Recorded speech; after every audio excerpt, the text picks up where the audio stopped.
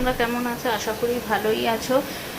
আজকে খুব সুন্দর একটা রেসিপি নিয়ে এসেছি তোমাদের সামনে। যারা কচু প্রেমী আছো তাদের দেখতে খুব ভালো লাগবে আর লোভও লাগবে। দেখো আজকে আমি কি বানাচ্ছি।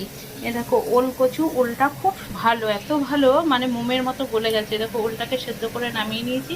এখানে কেটে নিয়েছি পেঁয়াজ, টমেটো আর একটু ঝাল করবো বলে 4 পিস কাঁচা শুকনো লঙ্কা নিয়ে নিয়েছি। এটাকে ভেজে এখন ওলটাকে মাখবো। মাখার পর তারপরে দেখো পুরোটাই রান্না করবো সর্ষের তেলে। যে এখানে চিংড়ি মাছগুলো নিয়ে নিয়েছি, চিংড়ি মাছগুলো বড় বড় সাইজের আছে। চিংড়ি মাছটা দিয়ে ওলটাকে ফ্রাই করব। তাহলে চলো বন্ধুরা করতে থাকি, তোমরা দেখতে থাকো।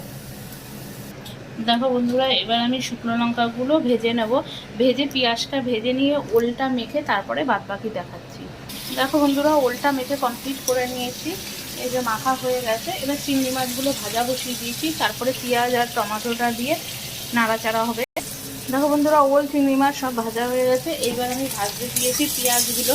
আমরা একটু ঝাল খাই বলে ঝাল দিয়েছি, আর যে যেরকম ঝাল খাও সেরকম দিতে পারো। এরপর দিতে হবে স্বাদ মতো লবণ। পেঁয়াজটা একটু ভাজা ভাজা হয়ে আসলে তারপরে এই টমেটোগুলো দিয়ে দেবো। তারপরে দিয়ে ওলটাকে দিয়ে নাড়াচাড়া করে নামিয়ে নেবো। হ্যালো বন্ধুরা, আমার ওলের ডালনা রেডি হয়ে গেছে। চিংড়ি মাছ দিয়ে ওলের ডালনা।